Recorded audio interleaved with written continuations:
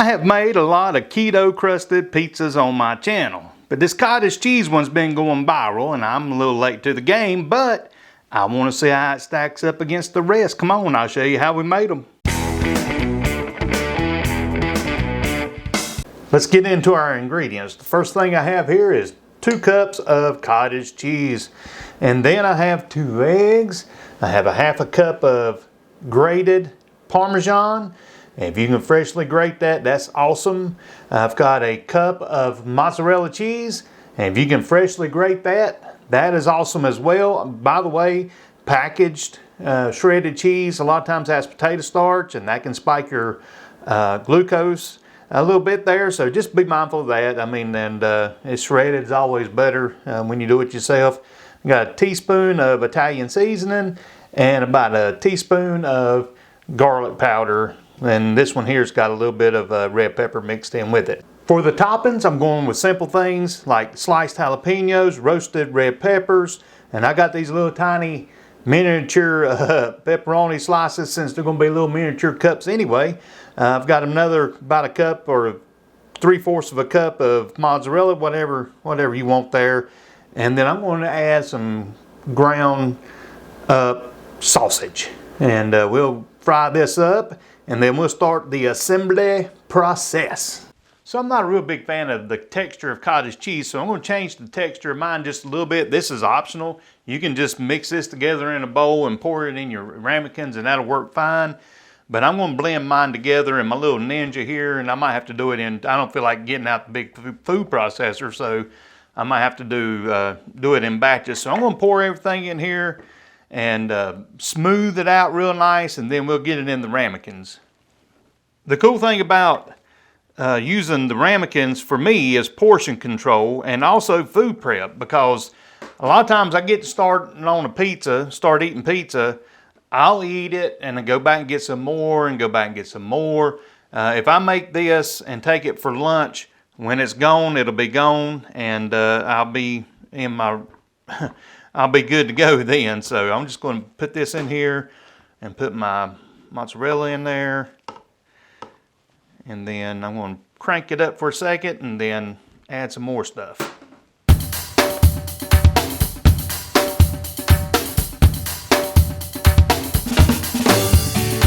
Go down the sides, get everything incorporated. Yeah, I'm new to the cottage cheese business here. Before doing keto, I wouldn't touch cottage cheese. I didn't want any part of that, and I tried the cottage cheese flatbread and discovered that, hey, I can use some cottage cheese in my life, and it's a great high protein, low carb ingredient that's viral, and of course I'm behind on my viral stuff. The fad's already faded by the time I got to it. So, but anyway, let's get this all mixed up.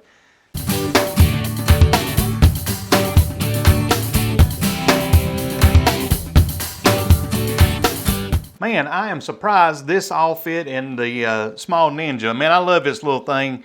It works really well in blending up stuff when you don't want to drag out the big old food processor.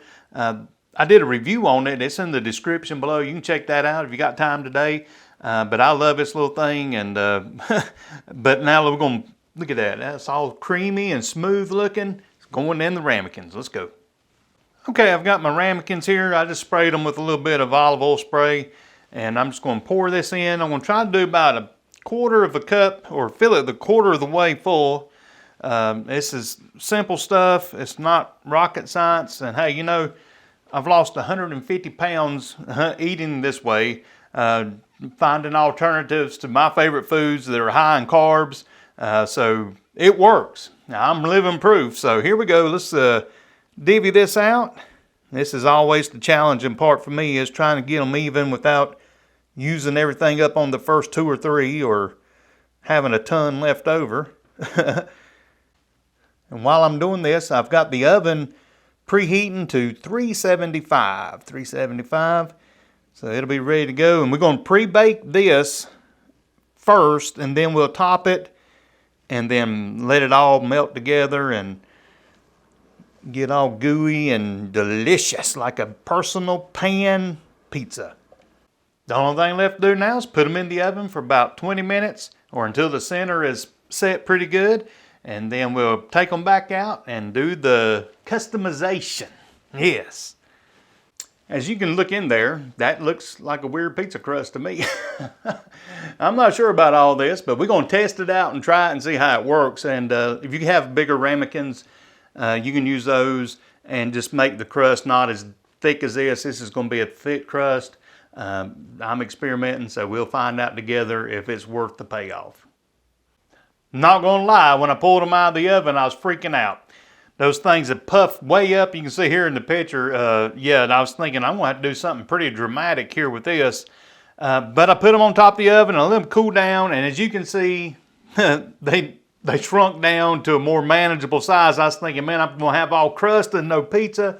But now I am ready for the topping.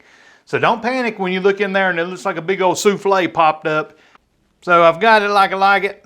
I'm going to take the Alfredo sauce and just slather it on there really well and coat it. I like the Alfredo on pizza. That's just me. Like I said, this is optional because you can put ranch or whatever low carb sauce you want on there. I like Alfredo, so builder's choice.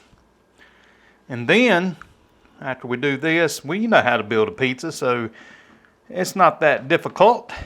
We'll just stack all of our ingredients on, and I'm going to go with the sausage. And hey, just a little tip about ground sausage. Look at the ingredients. If you're doing keto and you're doing real strict keto, a lot of sausage comes with brown sugar and all that good stuff in it. Your best bet is buying ground pork. Season it yourself with some sage and some blend of spices and do it that way. But just be mindful of that. So let's sprinkle some of this in there.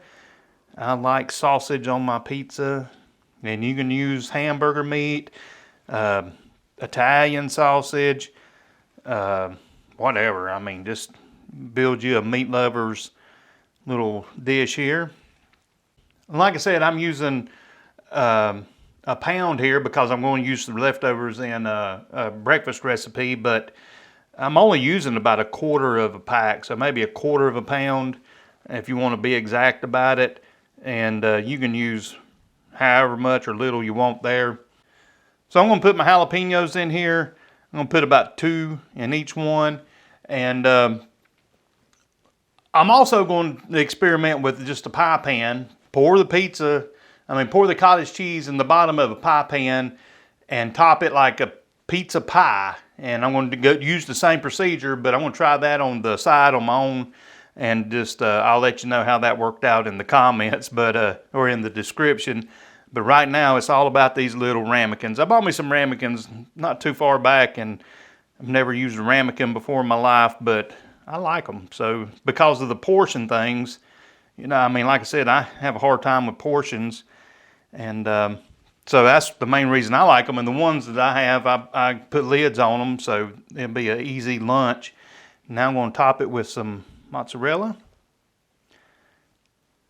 And it's going to go back in the oven here in just a minute for about 8 to 10 more minutes, and so it can get all bubbly and delicious and gooey. You know all the adjectives there. And I'm going to throw my cute little pepperonis on there. I love pepperoni, and if you don't have these little ones, you can certainly take a regular size pepperoni and just get your kitchen shears and divide it up into smaller pieces so it just get good coverage there. I like pepperoni a lot.